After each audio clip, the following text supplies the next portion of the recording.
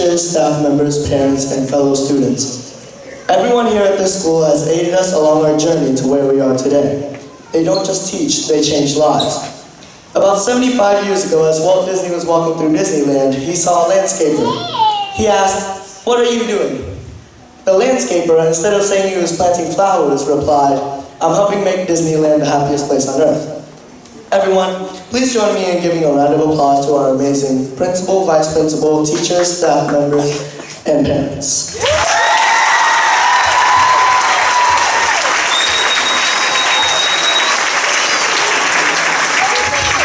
Now, beyond our environment and what we can't control, our daily actions also contribute to who we are as people. We need to have ambition, the ability to dream. Being able to set a good example is also important, as, for instance, our parents set examples for us. To be remembered, you have to learn how to contribute, not just to your family or to your school, but to the United States and to the world. To truly appreciate it all, however, you have to embrace gratitude. Desire is like fuel. That fuel is what propels your rocket.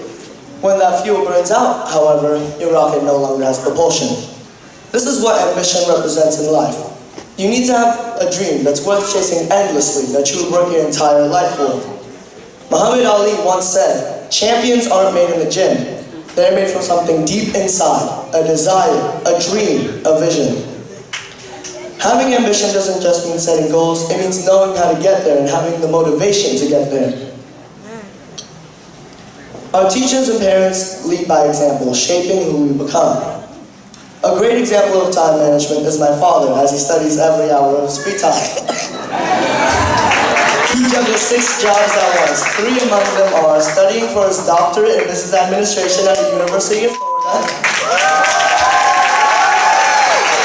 founding and running a consulting company that has instructed more than 4,000 executive participants in Vietnam, and founding and running yet another company, Future Kids, in the US. His time management taught me to do the same from a very young age. Another great example is my mother, as she was born into a family of 7 medical doctors. Her hard work has taught me humility, compassion, and the value of money and how to save it. Fellow students, we are all affected by the examples our parents set for us. But we all also have the choice to set examples for others. Whether or not that example is positive or negative is based on our decisions, actions, and parts of the journey we have already traveled. As most of us know, our school was recently promoted to an A status a year ago. This is not something any one of us could have done alone. This was a combined effort of Ms. Myers' transformational leadership style, the teachers' love and determination put into teaching us, and my fellow students and I did our best every single day.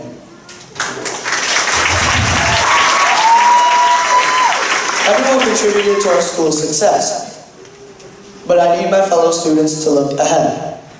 As words from Peter Drucker, the best way to predict the future is to create it.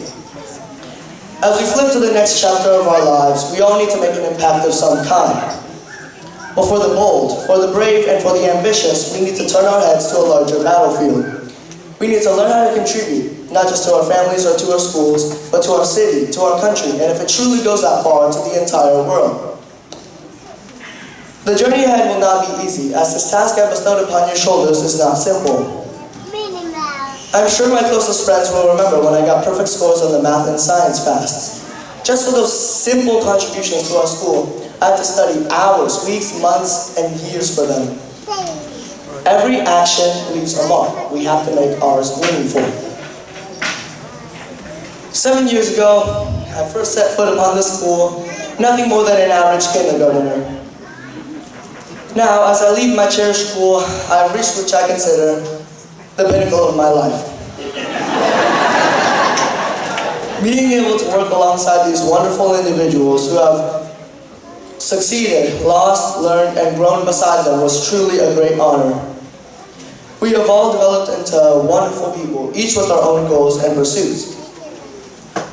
I ranked in the top 1% of fast scores in recent years, and if this will greatly aid my efforts into making it into the Ivy League, so of course I would like to show my gratitude for all of our staff members. I personally would like to thank everyone, but due to the lack of time, I apologize as I will only be highlighting a select few individuals.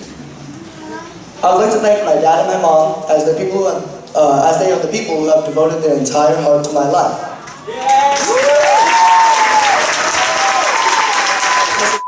I will forever be grateful that you decided to take a gamble on me for nominating me for the college scholarship. I'll make you proud. There is also someone I'd like to thank who is not here today, and that is my second grade teacher, Ms. Franco, for recognizing my potential and recommending me to the gifted program. I would like to continue thanking Mr. O, Ms. Rao, Ms. Bryce, Mr. Velasquez, Ms. Nishikawa, I don't know if she's still here, and Ms. Sheila. And this wasn't in my original plan, but I would like to thank Kanan, Joel, Edgardo, Andrew, Esdras, and Luis.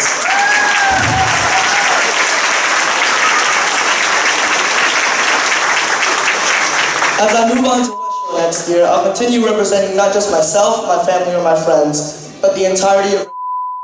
I hope my fellow students approach their future the same way. Thank you.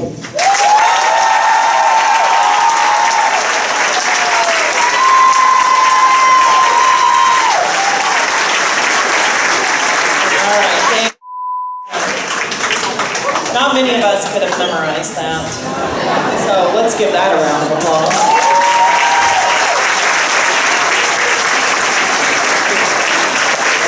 Before we close out, boys and girls, please stand and let's give them a round of applause.